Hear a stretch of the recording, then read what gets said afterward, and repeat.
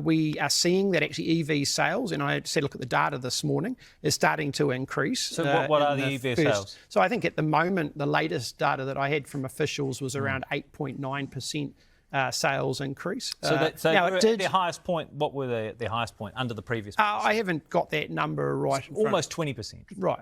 And so in the first 3 months of this year, I think sales of EVs slumped 75% compared to last year in New Zealand.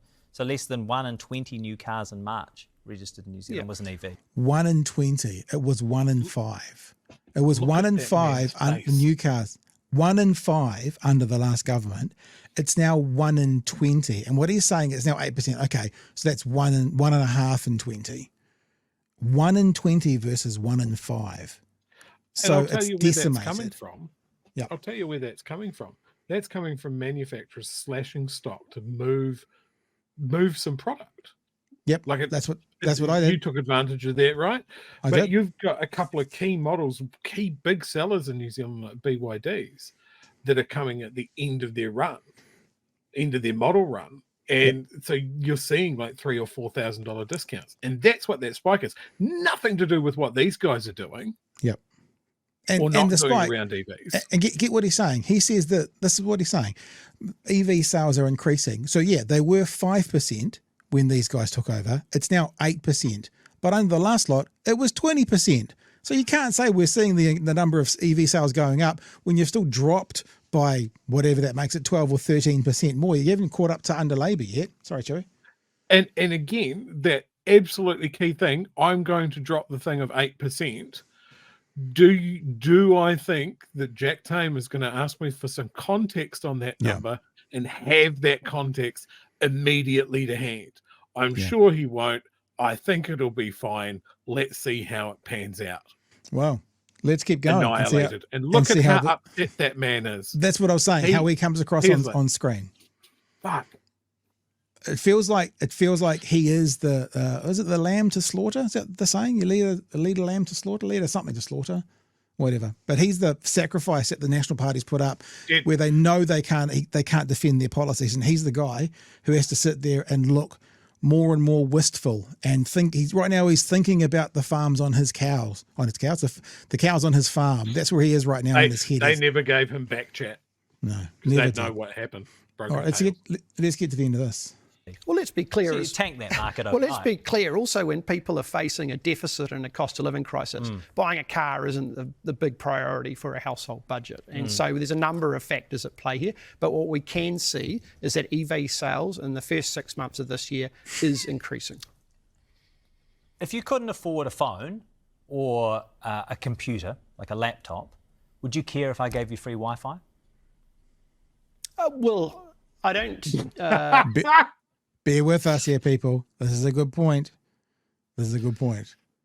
So if you couldn't afford a phone, if I said you're allowed all the free laptop you want, but you couldn't afford the phone, what would be the point? He's going somewhere. He is going somewhere. Joey, you may have picked up on it already, but he is going somewhere. I don't necessarily see that. The reality is, in that example, a lot of Kiwis have got those assets. Would you care? So what you're saying is you are incentivising people who've already been able to take advantage of the clean car discount to now have easier charging as well. It's interesting when you talk with other ministers. Why are you investing in people who've already benefited from that? Well, So this might have been said before we started this clip. He's now talking about the government's desire to build 10,000 more fast chargers around the country. Which have already walked back. Yeah, but the timeline and the money is fucked. It doesn't add up.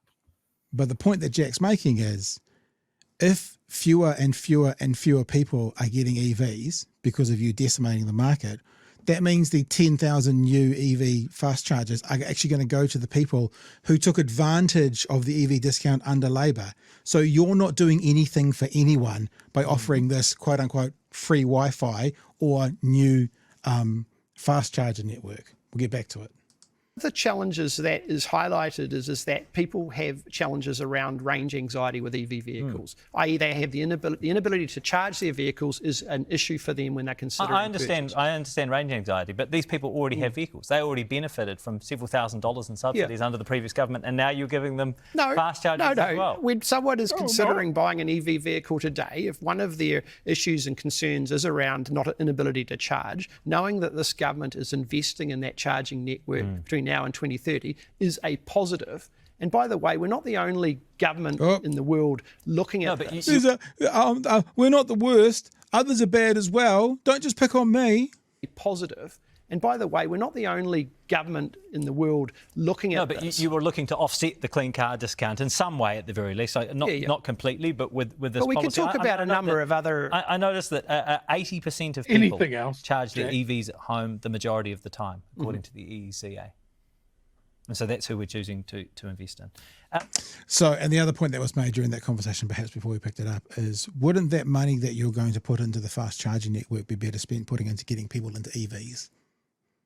So rather than building the fast charging network to help the people who are already taking advantage of the EV car sales, how about helping people buy EVs, and then when they take it up, we can start thinking about the fast charging network as well, considering 80% of the charges happen in people's homes.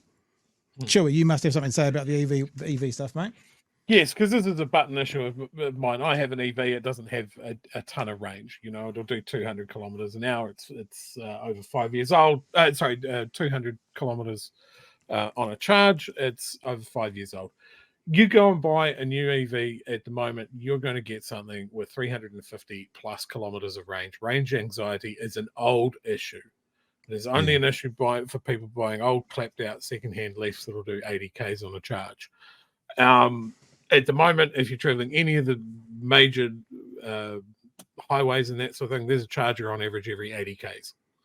So, you know, if this government wanted to do something about that and say that range anxiety is an issue for someone with an EV, why aren't they putting that money, which, let's be fair, they're talking about increasing charges on a network. They're giving public money to private companies that are then going to sell that product.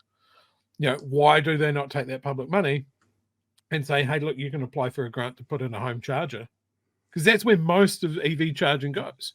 Yeah. Or maybe they go, hey, look, we've got concerns about the grid being able to handle a whole bunch of new EVs. So you can apply for a solar grant because there's heaps of downstream benefits for that. Yeah, you know, they're not thinking of this. It is still socialism for private companies.